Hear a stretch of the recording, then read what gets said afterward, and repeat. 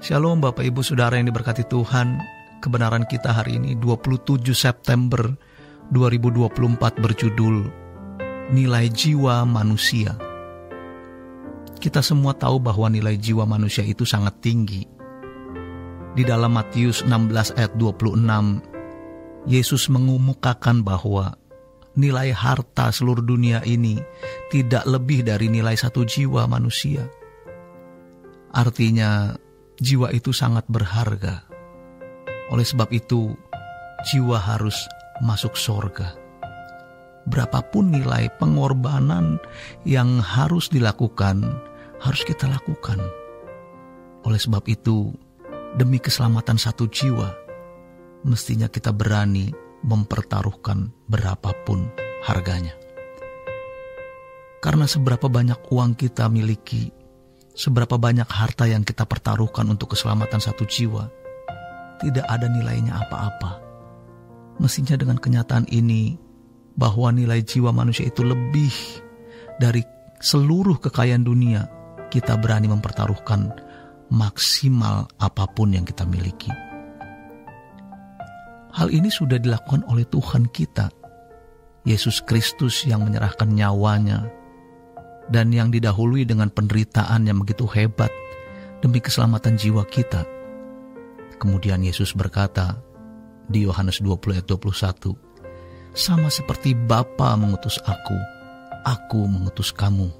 Ini sebenarnya sama dengan kalimat, "Sebagaimana aku memperjuangkan keselamatan jiwa-jiwa, maka sekarang kamu perjuangkan keselamatan mereka. Sekarang aku naik ke sorga, kamu yang harus meneruskan karya keselamatan ini sampai ke ujung bumi." Mestinya kita memahami ini sebagai kehormatan. Sebab kalau kita sungguh-sungguh memperjuangkan hal ini, seperti yang dilakukan oleh Tuhan Yesus, mempersembahkan hidup kita tanpa batas untuk pelayanan pekerjaan Tuhan demi keselamatan jiwa-jiwa, maka kita akan menerima kemuliaan yang juga diterima oleh Yesus. Jadi kalau kita berkualifikasi seperti Yesus yang menderita, maka kita juga harus melakukan apa yang Yesus lakukan. Serigala memiliki liang dan burung memiliki sarang, tapi anak manusia tidak memiliki tempat untuk meletakkan kepalanya. Betapa rindu kita bisa menerapkan kebenaran ini dalam hidup kita. Pola gaya hidup yang dikenakan oleh Yesus adalah pola dan gaya hidup yang juga kita kenakan. Betapa indahnya kehidupan seperti ini. Tetapi kita tidak akan bisa menikmati kenikmatan yang dimiliki Tuhan Yesus, atau kita tidak bisa menerima kemuliaan yang diterima Yesus kalau kita tidak menderita bersama-sama dengan Dia. Betapa banyak orang Kristen yang memandang mengikuti Yesus itu gampang dan murahan. Yesus sendiri tidak akan memiliki mahkota tanpa salib, karena ketaatannya sampai mati di kayu salib. Ia diberi nama di atas segala nama, dan setiap lutut bertelut dan setiap lidah mengaku Yesus adalah Tuhan bagi kemuliaan Allah. Jadi kita harus menemukan salib itu. Apa yang Yesus miliki?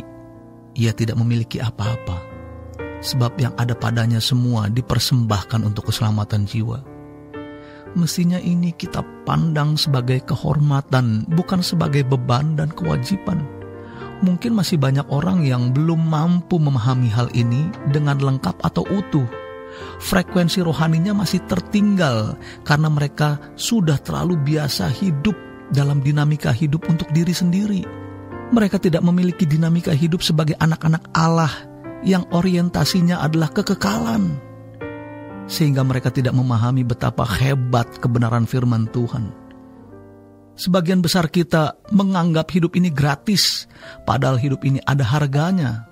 Sebab Tuhan memberi kita kehidupan, bahkan keselamatan yang di dalamnya ada tanggung jawab. Kalau kita sudah memiliki keselamatan jiwa, yaitu proses dikembalikan kerancangan Allah semula, maka kita bisa menghayati betapa indahnya persekutuan dengan Allah. Tapi di lain pihak, betapa mengerikan terpisah dari hadirat Allah. maka kita pasti mulai melihat orang di sekitar kita dan kita mulai berpikir bagaimana menyelamatkan mereka. Namun sebaliknya, kalau kita sendiri tidak dalam proses dikembalikan ke rancangan Allah semula, maka kita pasti tidak menghayati betapa indahnya persekutuan dengan Tuhan, juga tidak menghayati betapa mengerikannya terpisah dari hadirat Allah. Maka kita tidak berani mempertaruhkan hidup untuk keselamatan jiwa orang lain. Dalam hal ini betapa mengerikannya sekolah-sekolah teologi yang hanya mendidik mahasiswanya bernalar, berlogika mengenai Tuhan, tapi tidak menghayati kehidupan keselamatan, sehingga sekolah seperti itu hanya melahirkan karyawan-karyawan gereja, bukan hamba-hamba Tuhan yang mempertaruhkan hidup tanpa batas bagi pekerjaannya. Mestinya apapun yang kita kerjakan untuk pekerjaan Tuhan, yaitu menyelamatkan jiwa-jiwa lewat berbagai bidang hidup di mana Tuhan meletakkan kita berperan di situ. Tapi ingat, yang penting bagaimana kita berproses dahulu, bertumbuh menjadi anak-anak Allah yang berkenan, bisa merasakan indahnya persekutuan dengan Tuhan, tapi juga bisa mengerti betapa dahsyat, mengerikan jika seseorang terpisah dari hadirat Allah. Mari kita belajar terus berproses untuk benar-benar menjadi manusia Allah, man of God, mengenakan firman dan dipenuhi oleh Allah. Demikian kebenaran kita hari ini. Selamat berjuang untuk berproses. Tuhan Yesus memberkati. Sola Gracia.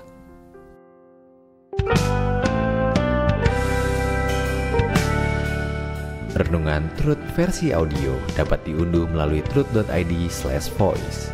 Informasi lebih lanjut silakan menghubungi 021 4584 2381. Tuhan Yesus memberkati.